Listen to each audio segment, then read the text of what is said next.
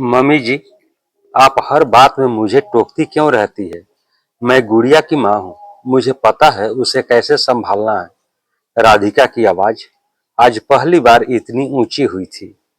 रसोई में अचानक सन्नाटा छा गया। गैस पर चढ़ी दाल की खुशबू अब जैसे भारी लगने लगी थी। सामने खड़ी शांति देवी कुछ पल चुप रही। उनके हाथ में छोटी सी कटोरी थी जिसमें वो अपनी 2 साल की पोती गुड़िया के लिए सूजी का हलवा बना रही थी। उन्होंने धीरे से कटोरी नीचे रख दी। उनके चेहरे पर गुस्सा नहीं था, बस एक हल्की सी उदासी थी। पास में खेलती छोटी गुड़िया अपनी दादी और माँ दोनों को देख रही थी, जैसे उसे समझ आ गया हो कि घर में कुछ ठीक नहीं है। पिछले कुछ महीनों से घर का माहौल ऐसा हो गया था। राधिका को लगने लगा था कि उसकी सास हर बात में कमी निकालती है, कभी बच्ची को लेकर, कभी घर के काम को लेकर, तो कभी उसके पहनावे को लेकर। जबकि शांति देवी सिर्फ अपने अनुभव से उसे समझाना चाहती थी, लेकिन 2 पीढ़ियों की सोच के बीच खड़ी ये छोटी छोटी बातें अब दीवार बनने लगी थी। राधिका शादी से पहले एक बड़े शहर में नौकरी करती थी। खुलकर जीने वाली, आत्मनिर्भर और अपनी शर्तों पर जिंदगी जीने की आदि।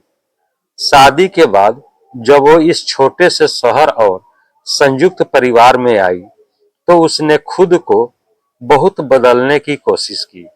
सुबह जल्दी उठना, पूरे घर का ध्यान रखना, रिश्तेदारों की बातें सुनना, उसने सब किया। लेकिन सबसे ज्यादा मुश्किल उसे तब होने लगी जब गुड़िया पैदा हुई। रातों की नींद खत्म हो गई, शरीर हमेशा थका रहता, और ऊपर से हर किसी की सलाह। शांति देवी का तरीका पुराना था। वो घरेलू नुस्खों और अनुभव में विश्वास करती थी, जबकि राधिका इंटरनेट पर पढ़ी बातों और डॉक्टर की सलाह पर चलती थी। छोटी छोटी बातों पर दोनों की राय टकराने लगी। बच्ची को इतना फोन मत दिखाओ, इतनी ठंडी चीज मत खिलाओ, उसे गोद की आदत मत डालो। शांति देवी हर दिन कुछ ना कुछ कह देती, और राधिका को लगता जैसे उसे हर वक्त गलत साबित किया जा रहा है। उस दिन भी सुबह से राधिका परेशान थी। पूरी रात गुड़िया ने उसे सोने नहीं दिया था। ऊपर से काम वाली भी नहीं आई थी। घर के बर्तन, कपड़े, खाना सब उसी के जिम्मे था। तभी गुड़िया खेलते खेलते दूध का पूरा गिलास फर्श पर गिरा बैठी। राधिका का सब्र टूट गया। उसने जोर से डांट दिया, तुमसे एक चीज संभलती क्यों नहीं? छोटी सी गुड़िया डरकर रोने लगी। तभी शांति देवी दौड़ती हुई आई और बच्ची को अपनी गोद में उठा लिया। अरे बच्ची है बहू, इतना गुस्सा क्यों करती हो? बस यही बात राधिका को चुभ गई। उसे लगा फिर से वही हर बार की तरह उसकी गलती निकालना। तभी उसने गुस्से में वो बात कह दी थी, मैं इसकी माँ हूं, मुझे पता है क्या सही है। शांति देवी कुछ नहीं बोली। वो चुपचाप गुड़िया को लेकर अपने कमरे में चली गई। दूसरे दिन घर में अजीब सा सन्नाटा रहा। शाम को जब राधिका अपने कमरे में अकेले बैठी थी, तब उसे खुद पर गुस्सा आ रहा था, लेकिन उसका मन मानने को तैयार नहीं था। उसे लगता था कि इस घर में कोई उसकी थकान नहीं समझता। तभी बाहर आंगन से गुड़िया की खिलखिलाहट सुनाई दी। उसने खिड़की से देखा, शांति देवी जमीन पर बैठी थी और गुड़िया उनके गले में हाथ डालकर हंस रही थी। वो उसे छोटी छोटी कहानियां सुना रही थी। राधिका कुछ पल उन्हें देखती रही। तभी अचानक उसे अपनी माँ की याद आ गई। शादी के बाद वो उनसे कितनी दूर हो गई थी। माँ भी तो अब ऐसे उसे ऐसे ही समझाती थी, और वो भी कई बार चिढ़ जाती थी। उसकी आंखें हल्की नम हो गई। रात को रोहित ऑफिस से घर लौटा तो माहौल समझ गया। उसने धीरे से पूछा, फिर कुछ हुआ क्या? राधिका ने गुस्से में कहा, तुम्हारी माँ को लगता है मैं अच्छी माँ नहीं हूँ। रोहित कुछ पल चुप रहा, फिर बोला, माँ तुम्हें गलत नहीं समझती राधिका, वो बस डरती है कि कहीं तुम खुद को इतना थका न दो कि टूट जाओ। मतलब? राधिका ने हैरानी से पूछा। रोहित ने धीमे स्वर में कहा, जब मैं छोटा था ना, पापा नौकरी के लिए बाहर रहते थे। माँ ने अकेले मुझे और दीदी को संभाला। कई रातों वो बिना सोए बिताती थी। आज जब वो तुम्हें थका हुआ देखती है तो उन्हें अपना पुराना समय याद आ जाता है। वो तुम्हारी मदद करना चाहती है, बस तरीका अलग है। राधिका चुप हो गई। उसने पहली बार इस नजरिए से सोचा ही नहीं था। अगले दिन सुबह जब वो उठी तो देखा कि शांति देवी पहले से रसोई में थी। उन्होंने उसके लिए चाय बना दी थी। राधिका धीरे से बोली, मम्मी जी, मैं बना देती हूँ। शांति देवी मुस्कुरा दी। तू रात भर सोई नहीं होगी, सोचा थोड़ी देर और आराम कर ले। उनकी आवाज में वही अपनापन था जिसे राधिका गुस्से में कभी महसूस ही नहीं कर पाई थी। तभी गुड़िया दौड़ती हुई आई और बोली, मम्मा, दादी ने कहानी सुनाई। उसकी मासूम खुशी देखकर दोनों मुस्कुरा दी। दिन धीरे धीरे बदलने लगे।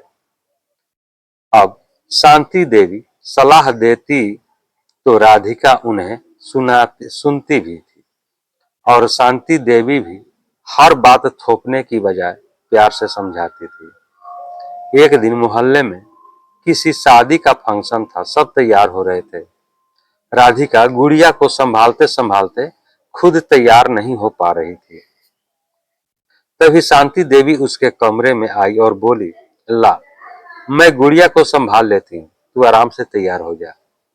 राधिका ने पहली बार बिना झिझक बच्ची को उनकी गोद में दे दिया। जब वो तैयार होकर बाहर आई तो शांति देवी उसे देखकर बोली, बहुत सुंदर लग रही है मेरी बहू। ये सुनकर राधिका की आंखें चमक उठी। शायद पहली बार उसे लगा कि वो इस घर में सिर्फ जिम्मेदारी नहीं बल्कि किसी की अपनी भी है। कुछ दिनों बाद शांति देवी की तबीयत अचानक खराब हो गई। तेज बुखार और कमजोरी की वजह से वो बिस्तर से उठ नहीं पा रही थी। इस बार राधिका ने पूरे घर की जिम्मेदारी अकेले संभाली। रात को दवा देना, समय पर खाना बनाना, उनके पैर दबाना। उसने एक बेटी की तरह उनकी सेवा की। एक रात शांति देवी ने उसका हाथ पकड़ लिया और भर्राई आवाज में बोली, बहू, तूने मुझे कभी मां समझा ही नहीं। राधिका की आंखों से आंसू बह निकले। उसने धीरे से कहा, गलती मेरी भी थी मम्मी जी, मैं आपका प्यार समझ ही नहीं पाई। उस दिन के बाद दोनों के रिश्ते में सब बदल गया। अब घर में ताने नहीं, हंसी गूंजती थी।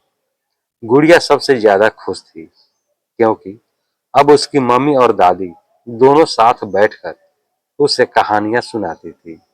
एक दिन मोहल्ले की औरतें आई तो उन्होंने हंसते हुए शांति देवी से कहा, लगता है आपकी बहू ने आपको पूरी तरह बदल दिया।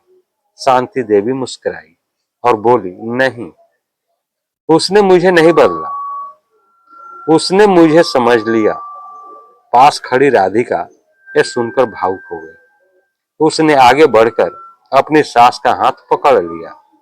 उस पल दोनों के बीच कोई सास बहू नहीं थी, बस दो औरतें थी जो एक दूसरे का दर्द और प्यार समझ चुकी थी। कई रिश्ते खून से नहीं, समझ से बनते हैं, और जिस घर में सास बहू को बेटी समझने लगे और बहू सास को माँ, वहां ताने नहीं, सिर्फ अपनापन बचता है। दोस्तों, अगर आपको एक कहानी अच्छी लगी हो तो कमेंट में राधे राधे जरूर लिखें और लाइक, शेयर और फॉलो करना ना भूलें। दोस्तों, अगर आपको एक कहानी अच्छी लगी है तो कमेंट, लाइक, शेयर और फॉलो करना न भूलें। अब हम लोग अगले वीडियो में नए कहानी के साथ फिर से मिलते हैं। तब तक के लिए जय हिंद, जय भारत।